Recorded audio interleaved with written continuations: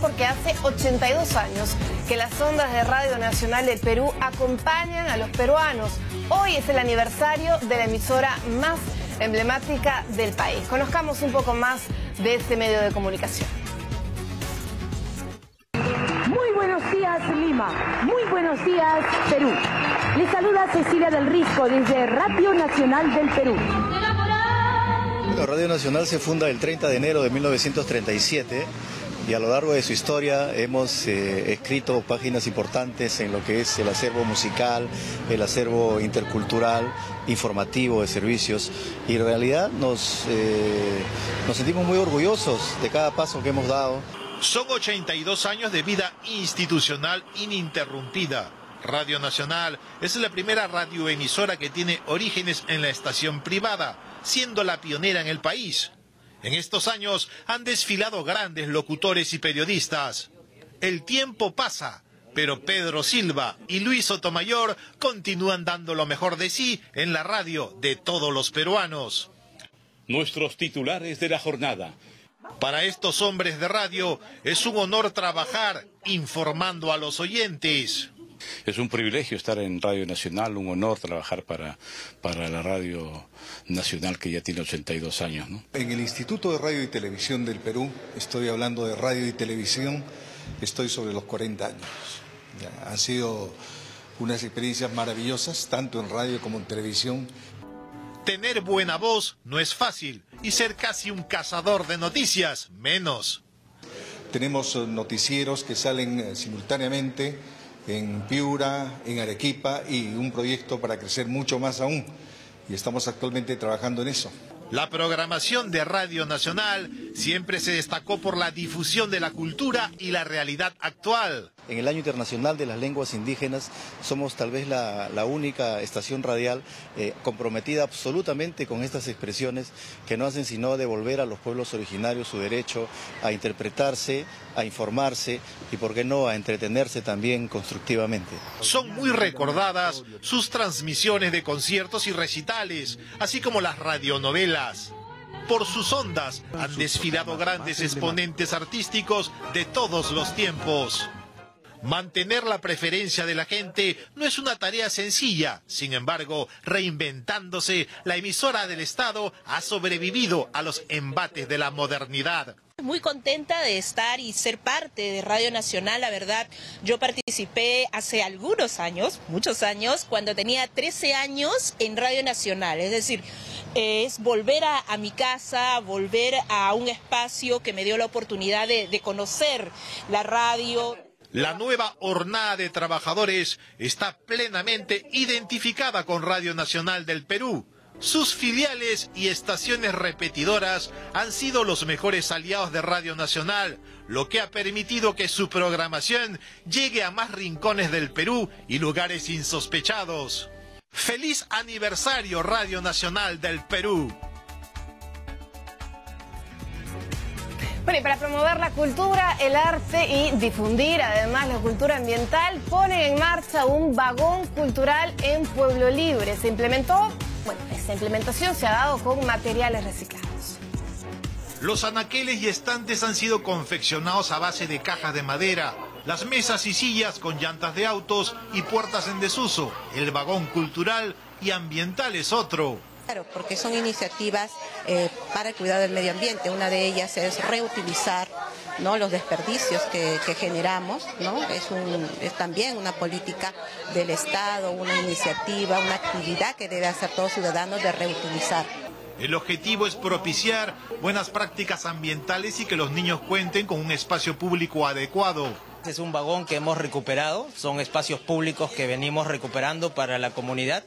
Y efectivamente, con un trabajo con el Viceministerio del Ambiente, hemos recuperado el vagón y ahora le hemos dado una utilidad siendo un vagón cultural y sobre todo para los niños, ¿no?, que hacen juegos lúdicos a través de material reciclable.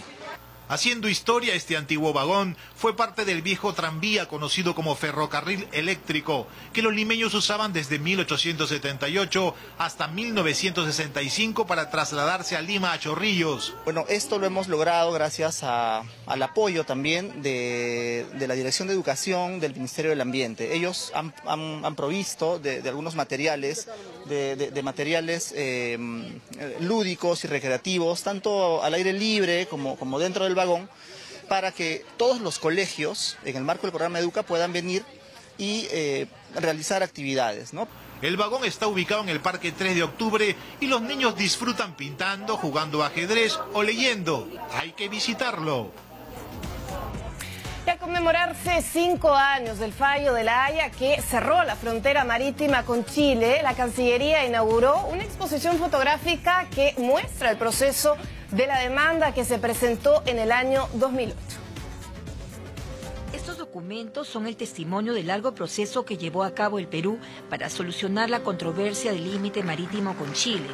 Los orígenes de la demanda se remontan a 1947, cuando el presidente del Perú, José Luis Bustamante y Rivero, proclamó ante el mundo la soberanía y jurisdicción sobre las 200 millas del mar adyacente al territorio peruano. 67 años después, la Corte Internacional de La Haya proclamó la posición peruana y fijó los límites con Chile.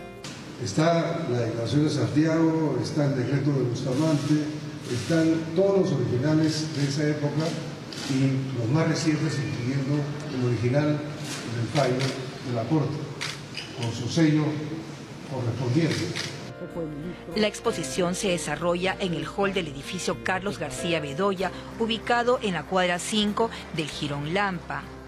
Aquí se muestran fotografías de juristas, diplomáticos y militares que participaron desde el inicio de la presentación de la demanda ante La Haya, el 16 de enero del 2008, hasta la sentencia del 27 de enero del 2014. 5 años después, el legado es mucho mayor. Por primera vez en más de 192 años de vida independiente, el Perú contó, por fin, con la definición de la totalidad de los límites de su territorio y espacio marítimo. La consecución de ese objetivo nacional fundamental constituyó el cumplimiento de una tarea perseguida por la diplomacia peruana a lo largo de su historia. El fallo de La Haya, emitido hace 5 años, resolvió la última disputa limítrofe del Perú. Ahora el escenario vecinal está impulsado por agendas de beneficio mutuo y visiones de futuro común. Vamos con otra información. En Piura, 60 kilos de ceviche fueron preparados en la exhibición del ceviche más grande del distrito 26 de octubre. Emprendedores se lucieron con su mejor sazón y prepararon este plato bandera con diferentes tipos de pescados, entre ellos la nutritiva caballa y los insumos propios de la región. Estas actividades forman parte del programa del 6º aniversario de este lugar.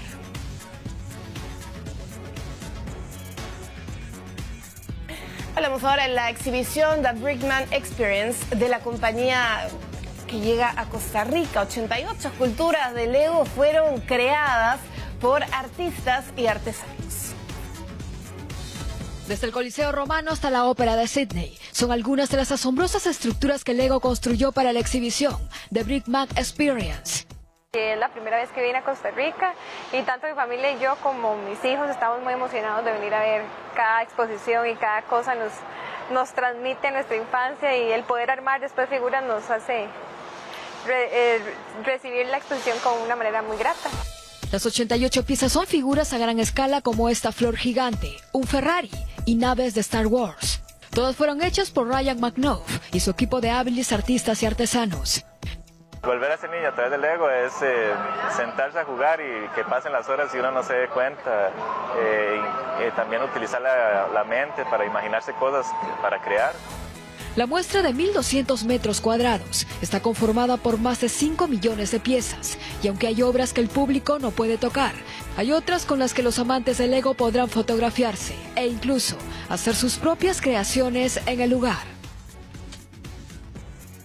Vamos ahora con el Gran Teatro Nacional, que presenta la ópera familiar La Ciudad Bajo el Mar. Aquí participan el Coro Nacional de Niños y la Orquesta Sinfónica Nacional Juvenil Bicentenario. La historia es protagonizada por misteriosos niños corales que habitan la apacible ciudad de Meriterras.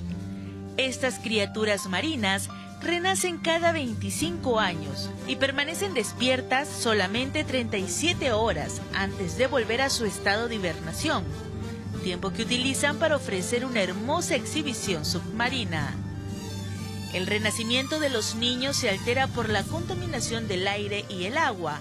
Su proceso de preservación es interrumpido y muchos quedan atrapados en bolsas de plástico y uno de ellos no consigue despertar. La historia es creada por el compositor Nilo Velarde, con libreto de Maritza Núñez y la dirección escénica de Jean-Pierre Gamarra, que nos llevan a la reflexión y a la toma de conciencia del cuidado que debemos tener con nuestro planeta. Los fantásticos personajes son representados por integrantes del Coro Nacional de Niños dirigidos por Mónica Canales, con acompañamiento de la Orquesta Sinfónica Nacional. La Ciudad Bajo el Mar se presentará los días 8, 10, 16, 17, 23 y 24 de febrero en el Gran Teatro Nacional. Una historia familiar que no puede dejar de disfrutar.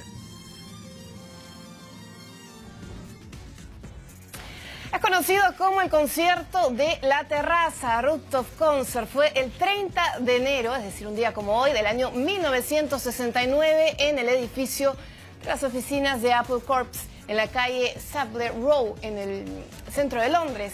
Ahí se escuchó el último concierto de los Beatles. En ese momento no se sabía lo que ellos llegarían a hacer. 2 años antes habían decidido dejar de tocar en vivo y la mayor parte de las noticias sobre la banda eran problemáticas. Los temas que interpretaron fueron Get Back y Don't Let Me Down, Got a Feeling, One After 909 y Decapony. Fueron 42 minutos en que la magia parecía unir nuevamente al grupo, pero un año después anunciaron su separación. Con motivo de esta última presentación artística, bandas de varios países han programado homenajes y shows en terrazas.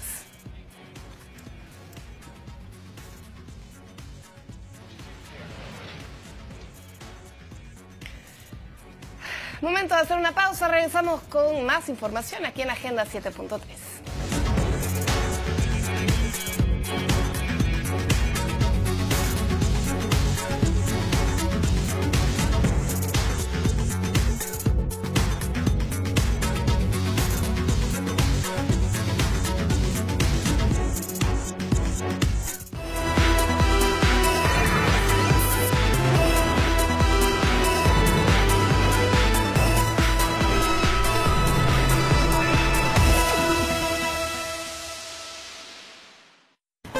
Sería la banda sonora del Perú.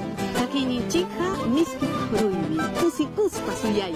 Y ya me estoy yendo montado en mi caballo. Nuestra música es nuestra expresión. Yata Yachayichita. Miski Taki, todos los sábados a las 2 de la tarde. Porque TV Perú somos todos.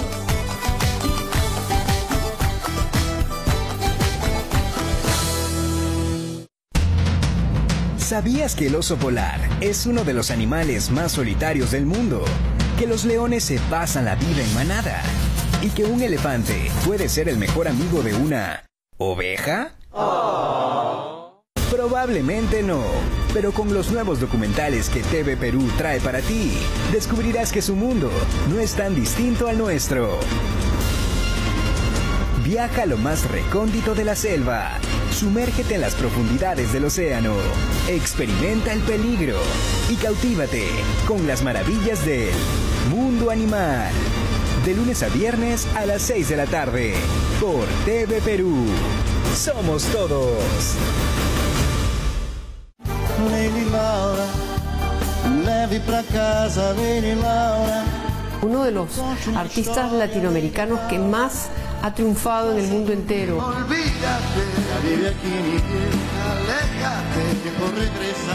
Y vamos a reconocer sus más queridas canciones.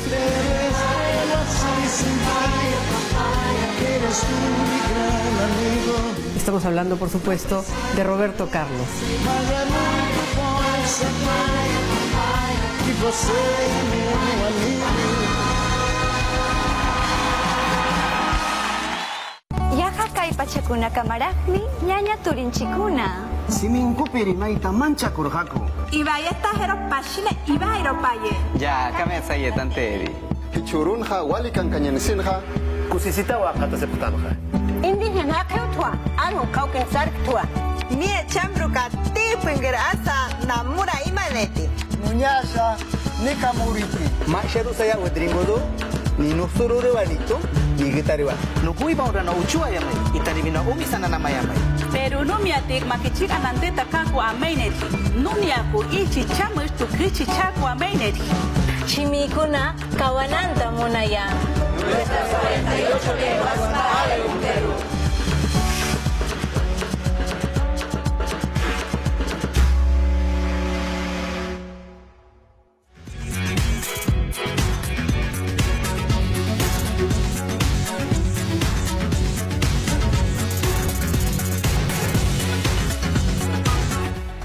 Continuamos con más. Muchísimas gracias por acompañarnos en Agenda 7.3. Estamos terminando enero y febrero es un mes bastante importante para nuestro país porque somos el país invitado al Arco Madrid, una de las ferias de arte contemporáneo más importante del mundo y que estará destinado y nuestro país va a tener una importante representación. Para poder entender un poco cómo estén estructurados estos días de feria, cuál va a ser el papel que cumpla nuestro país, nos encontramos con Jorge Villacorta, él es curador y crítico de arte, quien está encargado además del pabellón institucional. Muchísimas gracias por acompañarnos.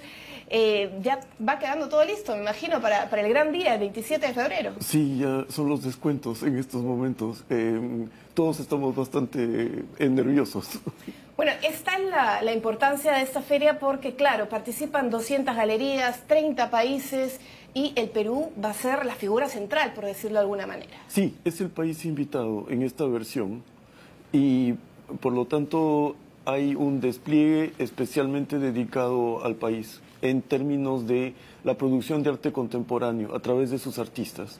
Un poco para entender, contextualizar a nuestro público. Tenemos la feria como tal, Arco Madrid. Que es un campo ferial, sí. Un campo ferial y en paralelo estas muestras peruanas que llegan a distintos espacios culturales representativos de Madrid. Empezamos un poco con el campo ferial como tal, que va a tener un pabellón institucional y usted está a cargo de esto. ¿Cómo está estructurado? ¿Qué es lo que se va a mostrar al público español, al público europeo en general? Ya.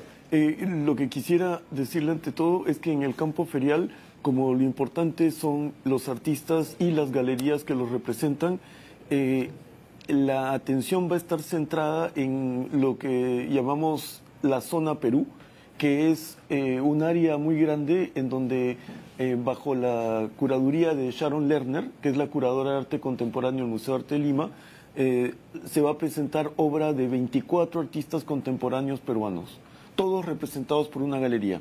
Al lado de esa zona Perú está el pabellón institucional del Ministerio de Cultura del Perú, que es aquello que yo tengo a mi cargo y en lo que he trabajado con el arquitecto Paulo Dam, con el ingeniero electrónico Kiko Mayorga, con el experto en música electrónica Luis Alvarado y con el DJ Rafael Pereira. Pero la particularidad es que las obras de arte están en la zona Perú, con curaduría de Sharon Lerner, mientras que en el pabellón institucional lo que hay es una experiencia generada a partir de proyecciones. Ahora, está todo el concepto desde nuestra cultura peruana, en este caso cultura amazónica, una suerte de maloca es el concepto que se está trabajando. Sí, es una estructura que está abierta a los dos extremos y que tiene la forma de una maloca.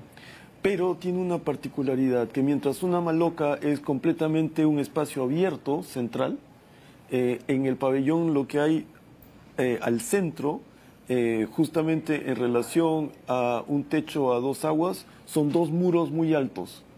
Eso divide y obliga al visitante a desplazarse de un lado a otro, digamos.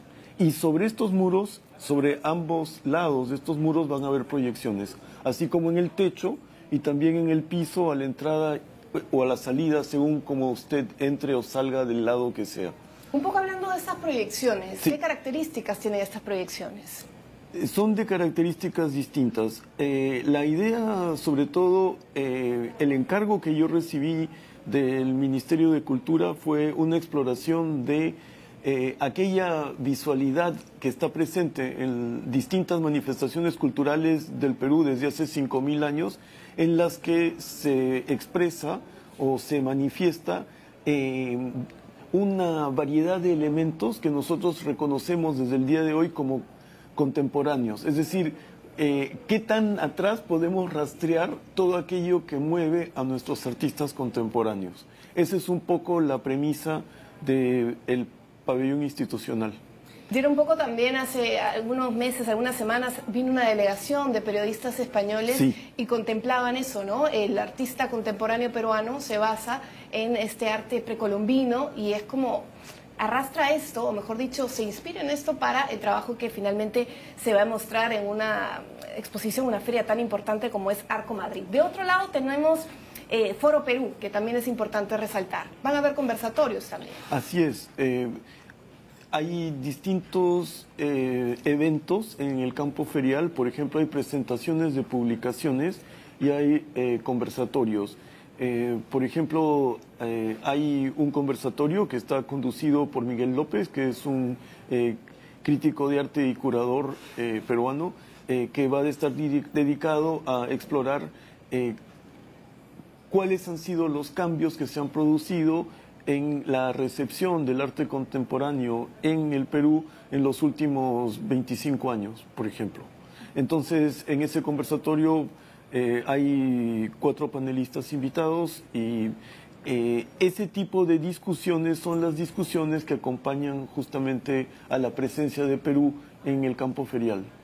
Es un poco hacer un recorrido por nuestro arte contemporáneo y también analizar retos, ¿no? Porque la Sí. importancia es que se congregan a distintas galerías de más de 30 países. Sí, sí. Es un momento de intercambio y sobre todo es un momento en que los directores de museo, los que se especializan en la adquisición de piezas de arte contemporáneo para colecciones de museos, los coleccionistas privados, pasean en el primer día, sobre todo el día 27, y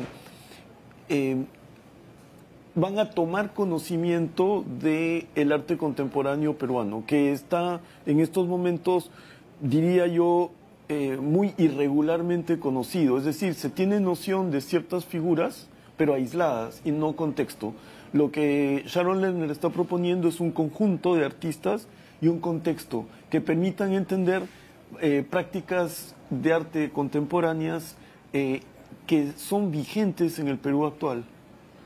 Ahora, eso es un poco hablando del campo ferial, ¿no? Sí. Donde se lleva a cabo el Arco Madrid, esta edición número 38. De otro lado tenemos las exposiciones paralelas que no terminan el 3 de marzo, sino que se extiende sí, así durante 3 meses. Cuéntenos un poco acerca de qué particularidades tienen estas muestras. Bueno, para mí la muestra más importante es la muestra dedicada a la revista Mauta y las vanguardias en América Latina, que es una muestra que tiene curaduría de Natalia Magluf, hasta hace muy poco tiempo directora del Museo de Arte, y Beverly Adams, que es la directora del Museo Blanton en Texas. Y en el Reina Sofía, la presencia de la revista Mauta se ha visto reforzada gracias a la digitalización del archivo José Carlos Mariátegui, en una operación dirigida por José Carlos Mariátegui Ezeta, el nieto de la Mauta. Y de lo que se trata es de ver por primera vez una revista peruana de los años 20, pensemos que existió entre el 26 y el 30, en un horizonte latinoamericano. Eso ya es, desde mi punto de vista, una nueva visión de las cosas, porque nunca se ha visto un órgano cultural integrador de pensamiento latinoamericano generado desde este lado del continente, es decir, desde el lado del Pacífico. Si usted se fija, generalmente la importancia está puesta del lado del Atlántico. Pero aquí por primera vez se va a mirar a Mauta como un órgano generador de pensamiento cultural y un repositorio de distintas formas avanzadas de pensamiento y de los años 20, también, ¿no? Así es, artístico, por supuesto, porque la muestra va a estar justamente... Estas portadas, ¿no? Sí, y también piezas de Codecido, de Sabogal, que fueron publicadas en muchos casos en la revista. Bueno, finalmente usted ha traído consigo esta publicación que también forma parte de estas actividades paralelas. Ah, sí, sí. Cuéntenos un poco sobre esto. Sí, digamos, simplemente para muy brevemente enlazar, a la vez que la muestra dedicada a la revista Maut está la gran muestra dedicada a Nazca, que ya tuvimos ocasión de ver en el Museo de Arte hace 2 años. Y que se tradujo en una publicación muy interesante. Una publicación muy interesante, y también está una muestra que es muy importante que se llama Amazonías, en el Matadero Madrid, que es un espacio cultural muy visitado, muy activo, y es una muestra que tiene curaduría de Gretna Landolt y Sharon Lerner juntas, que muestran manifestaciones de la Amazonía, tanto del pasado, las tradicionales, y aquellas que están ligadas a lo contemporáneo. Pero en este caso, digamos, como una especie de adición vanguardista, hay una exposición que es de videoinstalaciones de artistas peruanos en el Centro Cultural Conde Duque. En el Centro Cultural Conde Duque esperamos también presentar justamente en el contexto de esa muestra esta publicación que fue posible gracias al Ministerio de Cultura, y que es una publicación que recoge 21 años de videocreación y arte electrónico en el Perú. Esto fue publicado gracias a Infoartes del Ministerio de Cultura, gracias a Proyecto Amil y obviamente Alta Tecnología Andina. También. Sí, como parte de alta Tecnología Andina, sí. Bueno, muchísimas gracias por todos estos detalles importantes, ¿o no? Que no solamente va a ser el campo ferial, sino distintos puntos culturales tan emblemáticos como el Museo Nacional Reina Sofía. Sí. Y que, claro, se van a extender durante 3 meses. Sí, y por ejemplo, en Centro, que es un lugar muy activo, va a estar una muestra de Raymond Chávez y Gilda Mantilla, que son 2 artistas muy activos contemporáneos. Y en Casa de América, una muestra de la colección de Juan Mulder, una colección fotográfica muy importante a nivel de América Latina con respecto a la fotografía contemporánea. Va a ser muestra solamente de fotos peruanas. Finalmente, de una manera muy concisa, ¿qué impacto va a tener para nuestro país esta gran exposición? Bueno, para mí lo principal es que en un panorama en el que de alguna manera se tenía a medias un conocimiento de lo que pasaba en el Perú, creo que por primera vez se va a entender el Perú como una suerte de experiencia cultural en versión corte transversal, desde la antigüedad hasta lo más reciente. Y creo que va a ser una experiencia muy fuerte para un público español y para un público internacional también, porque obviamente la gente va a la feria, pero también va a otros lugares en Madrid. Por ejemplo, en la Real Academia de San Fernando va a estar la colección Hochschild con obras selectas, y hay otros espacios que van a acoger manifestaciones muy, muy diversas. Bueno, y eso se traduce, claro, en interés hacia el Perú, aumenta de alguna u otra manera el turismo, el impacto económico y el desarrollo aún más del arte peruano. Y sobre todo, ¿sabe qué también? De que somos un espacio en donde se produce arte contemporáneo de calidad y de interés y de marcada diferencia frente a lo que se produce en otras partes del mundo. Muchísimas gracias por su tiempo, por haber venido. Muchos éxitos en el gran trabajo que se viene haciendo y vamos a tener sin duda los detalles de cuando se lleve, cuando se inaugure el Arco Madrid 2019, en donde nuestro país es el país invitado. Gracias por acompañarnos, Jorge Villacorta, curador, crítico de arte y quien está a cargo además del pabellón institucional peruano. Con esto nos despedimos, muchísimas gracias por acompañarnos, nos reencontramos en otra edición.